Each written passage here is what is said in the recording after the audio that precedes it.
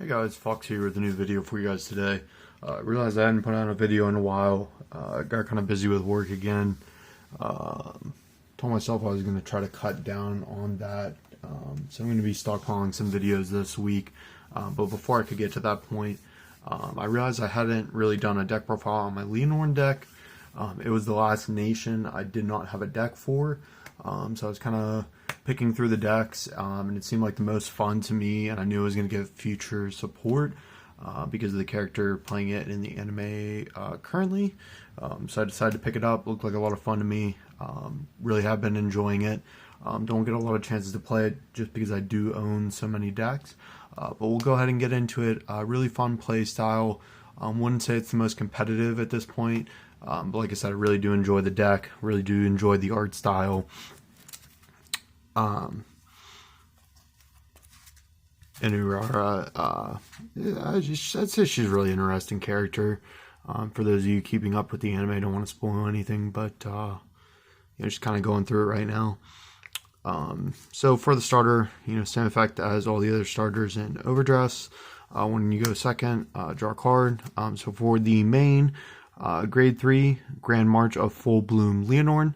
Her main ability is once per turn, you can counterblast 1, draw a card, choose a card from your hand, and call it to rearguard or discard it. So basically, it helps you cycle through your deck, gives you some nice draw power. And then her main ability is when it attacks, you can soul blast 1 and discard a card from your hand. And then you can boost this unit with all of your back row standing units with boost. If you boosted this unit with 3 more units, this unit gets drive +1 until end of turn. Or until end of battle, rather. And then at the end of the battle, choose 2 of your back row rear guards and you stand them. So really good. Hits for a very large number. And then you re-stand 2 of the back row units. So basically your 2 regular other rear guard boosters that you would boost your attacking rear guards with still get to re-stand. So she hits a very large number, gets the triple drive, and helps you hit extra triggers.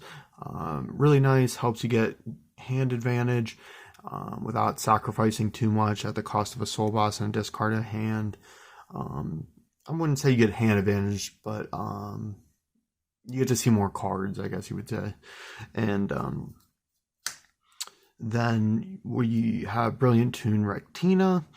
Did pull a hollow one out of the starter deck that I got at the card shop. When this unit is rode upon by a unit with Lianorn in its card name, you soul blast 1, choose a grade 1 or less card from your drop zone and call it to rearguard. So really nice ability.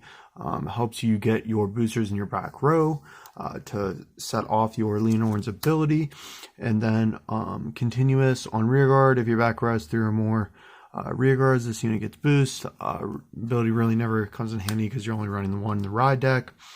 And then our Budding of Pleasant Sounds Gracia. When this unit is rode upon by Rectina, you may call it to rearguard, and then during the battle that this unit boosted a Vanguard, it gets 5k. So you're always going to put it behind your Vanguard, just boost for 13, so it's really nice, and you're always going to call it to the back row. I have thought about turning this into the Infinite Ride Deck build, but I just don't have the budget for the Maples right now. If you guys would like to see that in the future, let me know. I'm getting my tax return pretty soon, so I can make that happen for you guys. And then we're running 3 more of the Lianorn from set 7. And for our other grade 3s, we are running 4 of the Big Daddy Dragon himself. The Resonance Dragon, his ability is if this unit boosted, or if your units rather boosted a total of 3 or more times this turn, it gets 5k. Then at the end of the battle, they attack the Vanguard. If you have a Vanguard with Lianorn in its card name and your units boosted a total of 5 or more times, you counterblast 1 and put this unit into your soul, choose one of your rear guards and stand it. So it helps you get an extra attack.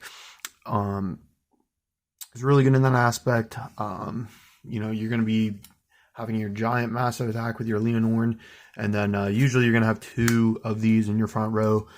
So you're going to get a nice attack with 1 of them, and then you're going to re-stand it again. So usually you're obviously going to be attacking with your Lianorn first, going to give that trigger power, and you're going to have a big beefy one on this side, and you're going to be getting to attack with it multiple times. So it's a really nice rear guard. It was a really welcome addition in set 7, and it really helped the deck out a lot. And then we're still running 2 Clapping Dragon from the trial deck. If we did have the Maples, this is probably what would get taken out for them, along with the next card. So its ability is when this unit is placed on a front row rear from hand, if your back row has 3 or more units, you can counter +1, draw a card, and if your opponent's Vanguard is grade 3 or greater, it gets 10k until end of turn.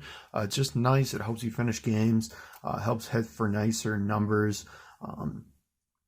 The drawing a card is nice as well, but really it's just there to hit bigger numbers, and it's a good attacker for the deck, because you have plenty of boosters, but the deck really does lack attackers at times. And then we're running 2 Festosa Dragon. Like I said, if I did have the Maples, would take this out for those.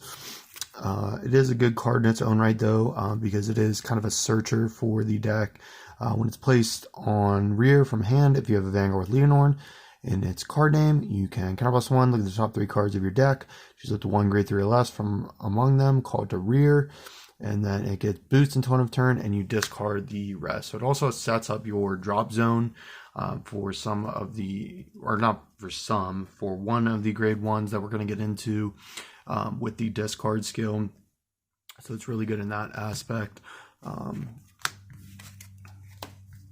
So the grade 1 that I was talking about was 4 Performing Petal Diantha or Diantha. Her ability is when this unit is placed on rearguard circle from hand, if your Vanguard is grade 3 or greater, you can counter +1, choose a grade 3 or less card from your drop, and you may call it to rearguard circle.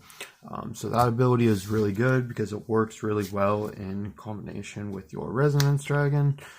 So basically what you do is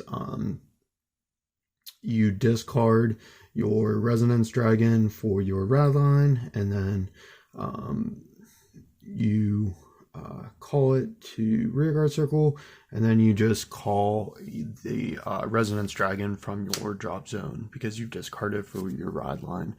So it's really nice in combination with that. And then her other ability is during your turn, if you have 2 or more grade 1 or less rear guards, it gets 5k. So really good card. It's generic, so it is very expensive. So there are some other budget options you can run in the deck if you're looking to more pick up the deck for like a fun deck. So she's really not, I mean, she's amazing for the deck. I would recommend her if you do have the budget, but there are more budget options available if you can't afford her. And then we are running 4 Congratulatory Performance Secuse. Or I don't know if I said 4, but 3. His ability is when this unit boosts a Vanguard, you still +1, choose one of your opponent's grade 2 or less rear guards, not being attacked, move it to a Guardian Circle. And if it cannot be moved, this unit gets 5k until end of turn. I was only running 2 of this. I bumped it up to 3 because there's just so many good boosters that I want to hit right now with Chronojet being out. The Brainwash Swirlers, especially in a lot of decks, there's some good grade 1 boosters and a lot of the Keter Sanctuary decks out there. There's just a lot of good boosters in general in all the decks that I really don't like. So if they hide them in the back row, you know, even good rear guards in the front row, you don't have to worry about attacking and them guarding it. You just move to the Guardian Circle, get rid of it for one of your Soul Blasts. You don't really have to worry about your soul in the deck because the next card we'll get into for the most part, unless you're going against a retire deck, which really doesn't happen too often, I would say. So yeah, really great card. I did bump it up to 3. I think it's worthy of that slot. And then we are running 4 of the Soul Power of the deck in Lively Rhythm Biara, one of the best cards from the trial deck. Its ability is when the attack this unit boosted hits a Vanguard, you put a grade 2 or less card from your hand into your soul and then draw a card. So not only does it fuel the soul for the deck, because almost every card in the deck does Soul Blast, it does help you cycle through your deck to find every important card in your deck. Helps you cycle, you know, if you're getting low on cards that you need to guard with. If you need a perfect guard for that late game scenario, if you need one of your Resonance Dragons, if you need your Persona Ride, really whatever you need, this card's going to help you find it. You need your Soul, it helps you with that as well. It's just one of the most important cards in your deck. And then for our lessers of in the deck, but still quite important, we're running 2 Marching Debut Purette. During your turn, if you have 3 or more grade 1 or less rear guards, this unit gets 5k. So it's just a really nice booster for your Lianorn or your other rear guards in general. So it's a 13k booster, helps you hit really nice numbers behind your Resonance Dragons. Really helps you hit that next threshold, really forces some guard out of your opponent's hands. And then for draw power, we are running 2 Ensemble of Smiles Amelie. So her ability is when this unit boosts, if you have other grade 1 or less rear guards, this unit gets plus 2k until end of battle. Then if you boost a grade 3 or greater Vanguard, you can +1, so +1 and draw. So she's really good. She does eat up soul as well, but like I said, you really don't have to worry about that unless you're going up against a retire deck, which they're not as common as they were in other formats. So like I said, really great addition to the deck.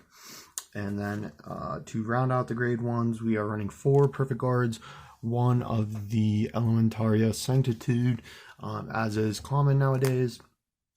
Because when you are going against those triple drive decks, you do not have to discard for the cost.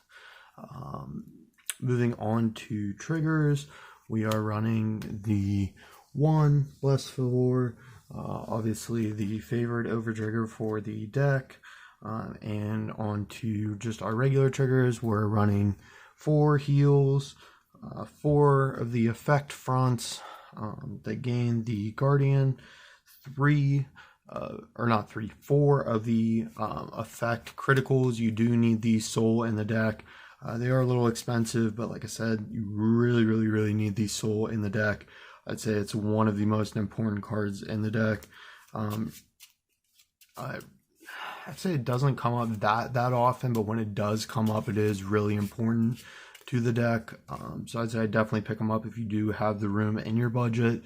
And then rounding it out, we do have 3 more crits. So 7 crit, 4 fronts, 4 heals, and the 1 over trigger. Overall, like I said, really do enjoy the deck. Wouldn't say it's the most competitive. I'd say what it would need to be more competitive would maybe be like a guard restrict, or just something that gives an extra critical in general, Lianorn wise, because it already has the triple drive, but it just doesn't have the pressure right now.